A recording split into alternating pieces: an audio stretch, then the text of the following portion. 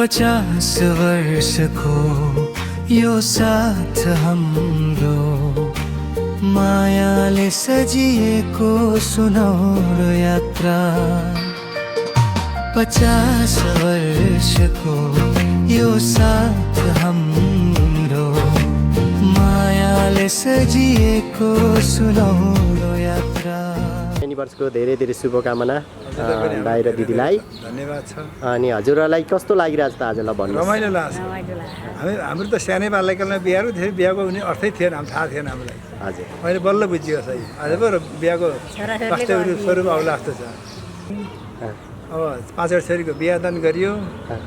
अब 4 वटा नाति, 2 वटा नातिनी, 4 वटा 5 वटा ज्वाइँ, हामी बुढाबुढी। हामी यति अहिले हाम्रो अनि के अरे पारिवारिक आमा हुनुहुन्छ, 2 भाइ बुहारी, अनि यो भाइतिर एउटा भाइतिर 2 वटा छोरा, एउटा भाइतिर एउटा छोरी, एउटा छोरा, आमा पनि हुनुहुन्छ। बुवा जाने के अरे 86 सालमा स्वर्गवास भयो। हाम्रो पृष्ठभूमि त्यस्तै छ। हाम्रो पाहाड सैजा हाल जाने चितवनमा हामी आएको लगभग 22-22 वर्ष भयो। हाम्रो उता पनि छ हाम्रो बसाइ उता पनि छ, यता पनि छ जोरो छ।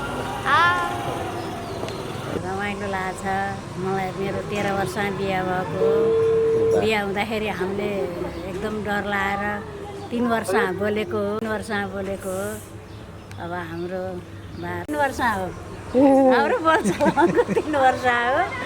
बिहा भएको 3 वर्षमा बोलचालको। उहाँ 14 वर्षको हुनुहुन्थ्यो, म 13 वर्षकी थिएँ। अनि अब घरमा गइयो है 13 वर्षदेखिन्को अहिले 50 वर्ष भन्छन् त्यो घर गएको। ठिकै छ, राम्रो छ, सबै राम्रो छ। 6 वटा छोरी छन् अहिले। अब कान्छी छोरी बिहा हेर्न बाँकी छन्, अरू सबै भए। 6 वटा नाति भइसक्यो, नाति 6 जना भए। अब ससुराबा स्वर्गे जानुभयो, आमा हुनुहुन्छ, मेरो आमा नि स्वर्गे जानुभयो, बुवा हुनुहुन्छ। मेरा 2टा भाइ छन्, 2टी बहिनी छन्। सबै रमाइलो छ, म खुसी छु। सबभन्दा म खुसी छु अहिले एकदमै। श्रीमानसित म साह्रै खुसी छु। अवसर विवाह बन्धनको उसमा बुढीलाई धेरै धेरै प्यार छ र चुप्पा छ ल।